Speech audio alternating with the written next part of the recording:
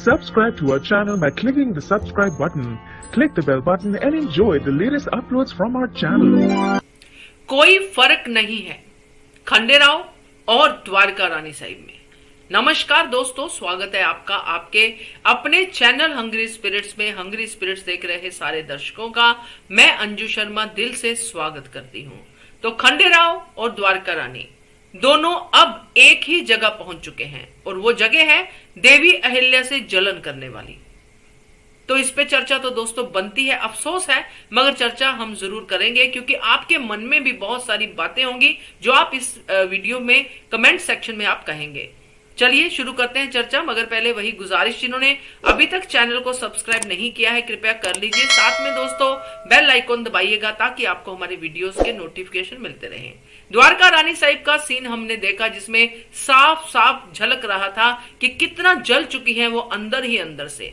एक तरफ बेटी है जो बिल्कुल नालायक है, वो धमकियां देने पे है, करती कुछ नहीं है, धमकियां देने पे है मगर उसकी बात उनको ज्यादा सुनाई देती है। दूसरी तरफ देवी अहिल्या है जो बहू है घर की, बेटी का भी फर्ज निभाती हैं, रानी का भी फर्ज निभाती हैं और जीत के भी आती हैं।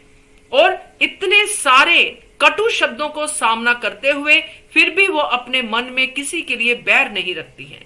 तो ये अहिल्या देवी हैं जिनसे अभी भी द्वारका रानी जलन कर रही है। और अब खंडे राव की बात करते हैं। खंडे राव भी अब वही प्लेटफॉर्म पे आ गए हैं दोस्तों जहां उनको अहिल्या देवी की जीत पे खुश होना चाहिए था। जैसे कि उनके साथ जो सैनिक थे उन्होंने कहा कि खुश होना चाहिए, हमें देवी अहिल्या के जश्न में शामिल होना चाहिए। सुजाऊ दोला को हराना कोई कम बात नहीं है, बहुत बड़ी बात है। और वो भी देवी अहिल्या ने अकेले अपनी बागडोर में ये सब करके दिखाया। वो देवी अहिल्या की तारीफ इतनी करते हैं कि साथ में रखने की बात करते कि अगर हमारे साथ होती तो बात कुछ और होती, हम ऐसे ही आधा अधूरा काम छोड़ के वापिस नहीं आते। तो ये बातें खंडेराव को इतनी चुभती हैं कि वो उसको मना कर देते हैं आगे बढ़ने से।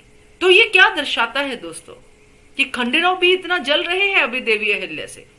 अपना काम पूरा नहीं करने के पछतावे से ज्यादा उनको देवी अहिल्या की जीत पे दुख हो रहा है।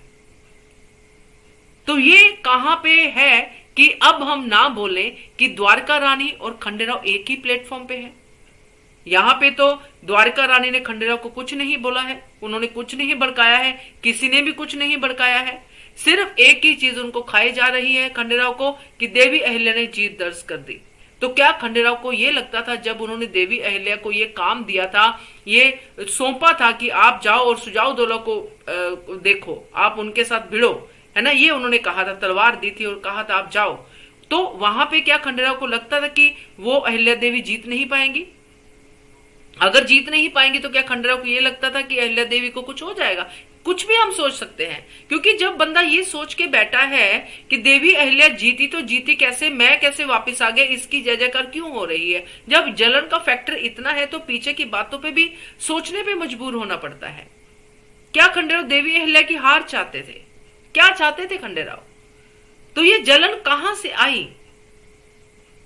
अगर देवी अहिल्या जीतती नहीं तो वो सारा गांव जो चंबल था वो कैसे डाकू जीवा उनपे अपने अत्याचार करता रहता।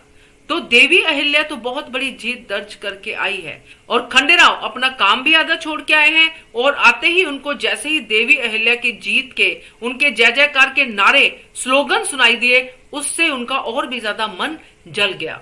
तो दोस्तों ये जलन और द्वारका रानी की जलन में कोई फर्क नहीं है, ये मेरा मानना है, मेरा अपना जो है विश्लेषण है।